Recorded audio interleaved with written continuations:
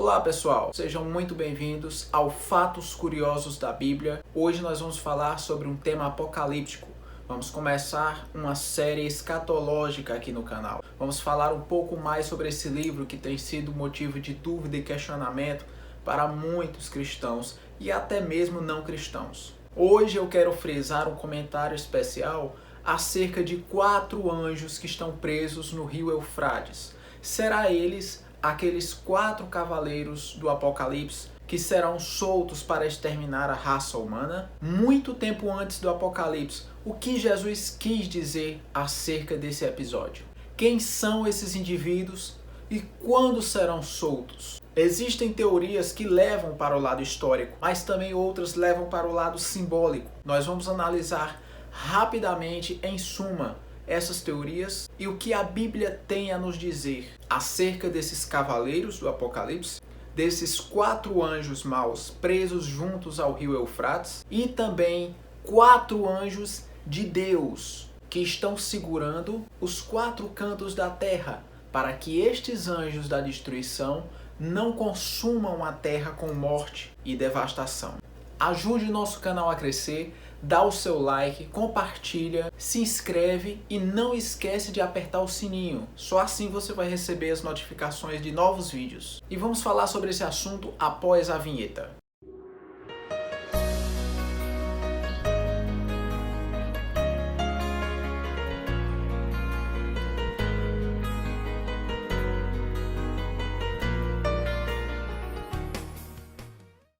Nós sabemos que a localização do rio Eufrates é uma localização estratégica e histórica, porque lá é o berço da civilização humana, onde tudo começou. Tanto a ciência quanto a Bíblia nos informa isso. Naquela região se localizou a Babilônia, o antigo e grande império da época, que perseguiu e escravizou o povo de Israel. Os rios naquela época eram meio de atraso ou de empecilho, impedindo assim que os exércitos atravessassem para chegar a uma determinada região ou local de guerra. Assim, muitos entendem que quando o Senhor secar esse rio para dar passagem para as tropas irem contra Israel, talvez ele não esteja se referindo ao rio literal, mas sim tirar os empecilhos que impedem que esses exércitos cheguem a Israel. Por outro lado, algumas correntes afirmam que esse rio realmente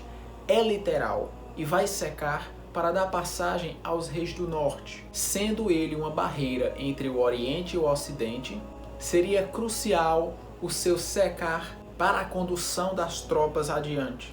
O livro de Apocalipse nos informa que desse rio seco sairão 4 anjos aprisionados. Bom, se eles estão aprisionados, com certeza não são anjos do bem. Há quem diga que esses 4 anjos não são seres espirituais, mas 4 nações que fazem parte do rio Eufrates: Irã, Iraque, Síria e Turquia. Como nós sabemos que o livro de Apocalipse é um livro simbólico, nós não podemos interpretar nada que não seja de maneira simbólica, exceto as passagens que se declaram automaticamente reais e não arquetípicas. Uma observação interessante é que esses selos, essas taças, essas trombetas não são alguma coisa que já vem acontecendo há muito tempo. Porque aqui, nesse verso de Apocalipse, diz que da boca do anticristo, do falso profeta e do dragão sairão 3 espíritos com aparência de rã, demonstrando assim que ao tocar das trombetas, ao derramar das taças e ao quebrar dos selos, o anticristo já está na terra, cumprindo assim mais um dos trechos do livro de Apocalipse. Em primeiro lugar, no Apocalipse 7, você vê que tem 4 anjos nos 4 cantos da terra, provavelmente indicando norte, sul, leste e oeste, que são os 4 pontos cardeais, segurando os ventos para que não soprassem sobre a terra. E nós sabemos que no livro de Daniel e Jeremias, os ventos são indicativo de juízo de Deus, de guerra a vir sobre a terra. Esses anjos que estão impedindo que o Apocalipse se instaure na terra, talvez sejam os 4 anjos chamados de 4 seres viventes. Veja que eles estão citados em Apocalipse 6 e são eles que estão a soltar os 4 cavaleiros do Apocalipse. Muitos se questionam se esses 4 cavaleiros são os 4 anjos que estão presos no rio Eufrates. Quem são eles? Generais do inferno, tão terríveis ao ponto de serem acorrentados e que sua soltura ocasiona a destruição da terra. Em Apocalipse 6, verso 8, o cavaleiro da morte é solto. Pestes, mortes e o ataque de animais, geralmente nas guerras, são consequências após o combate. Em Apocalipse 15, verso 7, um desses 4 seres viventes, que possivelmente são os 4 anjos que seguram os ventos para não soprarem sobre a terra, entrega as 7 taças da ira de Deus. Ou seja, são justamente esses anjos que desencadeiam a permissão de Deus da devastação da terra. Esses 4 anjos que estão presos no rio Eufrates possuem uma característica muito similar à de generais. Observem que eles ajuntam um exército de 200 milhões. Há quem diga que sejam exércitos humanos e há quem diga que sejam exércitos de demônios. Reparem bem quando esses 4 anjos são soltos a partir do rio Eufrates. Apocalipse 9, verso 13.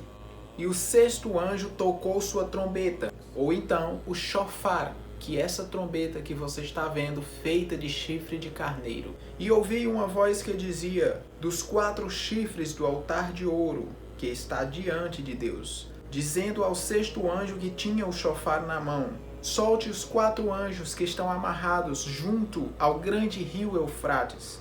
E eles foram soltos, e os 4 anjos que estavam preparados para aquela hora, dia, mês e ano, foram soltos para matar 1/3 da humanidade. Mas a sociedade vai estar tão pervertida que pode ser a junção dos dois. 200 milhões de homens possuídos por 200 milhões de demônios. A lei moral de Deus vai cair devido ao homem e o ministério da iniquidade que vai operar cada dia mais, dominando a sociedade vigente. A idolatria quebra o 1º e 2º mandamento. O homicídio quebra o 6º. A imoralidade quebra o 7º. Nós temos o roubo que quebra o 8º e assim por diante. Lembrando que não são só 10 mandamentos, são 613 que a lei de Deus impõe. Lembrando que apenas poucos deles se aplicam à sociedade como um todo. Em Apocalipse 6, verso 8, 1/4 dos homens são mortos. No capítulo 9, verso 18 de Apocalipse, mais 1/3 dos homens são mortos. E aqui claramente mostra que é sinal de uma guerra. Vamos ler Apocalipse 9, do verso 17 ao 19. Os cavalos que vi na visão eram assim. Os cavaleiros tinham couraças vermelhas como fogo, azuis como a íris e amarelas como enxofre. E a cabeça dos cavalos parecia a cabeça de um leão, e a boca lançava fogo, fumaça e enxofre. 1/3 da humanidade foi morta pelas 3 pragas, o fogo, a fumaça e o enxofre que saíam das bocas dos cavalos. O poder dos cavalos estava na boca e na cauda, pois as suas caudas eram como cobras, com cabeças, e com elas eram capazes de ferir. Aqui você prestou atenção a uma similaridade muito grande com tanques de guerra, com armamento de fogo, com bombas que geram fumaça, fogo e enxofre. E o pior não é isso. O pior é que no verso seguinte ele fala que após todas essas pragas, a humanidade ainda não abandonou os seus pecados e continuou a praticar a idolatria, que é o ato mais abominável perante Deus. E não deixaram de adorar os seus ídolos de ouro, prata, bronze e madeira. Há quem diga que esses 4 anjos maus já vieram no passado, em forma de legiões, porém para destruir somente Jerusalém. Eles identificam como legiões romanas, que foram responsáveis por gerar o cerco da cidade de Jerusalém, onde mais de 3 milhões de judeus ficaram isolados e mais de 1 milhão morreram, contabilizando assim cerca de 1/3 daquela população judaica.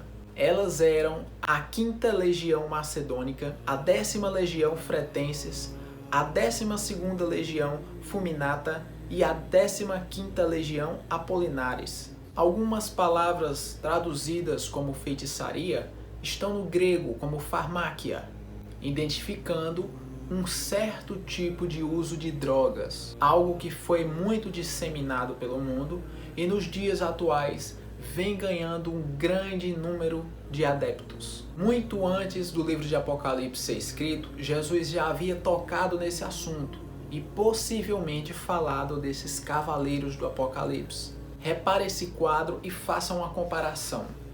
Entre Mateus 24 e Apocalipse 6, nós percebemos uma ordem cronológica impressionante.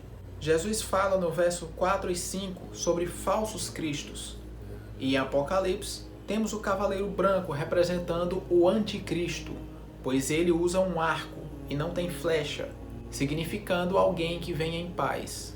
E ele usa uma coroa, mas Jesus não usa uma coroa. Jesus usa um diadema, que é um símbolo de rei. No verso 6 de Mateus, Jesus cita a guerra. Posteriormente, João cita no verso 3 e 4 também a guerra, através do cavalo vermelho. Jesus cita a fome na primeira parte do verso 7 de Mateus 24. E João, no verso 5 e 6, fala da fome, e é o cavalo preto. No final do verso 7 e 8 de Mateus, Jesus fala da morte. E João, no verso 7 e 8, fala do cavaleiro amarelo, que é o cavaleiro da morte. Só que a tradução mais correta para esse amarelo do cavalo de Apocalipse não seria amarelo propriamente dito, mas um esverdeado, um amarelo esverdeado, como se fosse podre, como a putrefação de um corpo esverdeado. Jesus fala no verso 9 sobre os mártires, e do verso 9 a 11, João fala sobre os mártires debaixo do altar.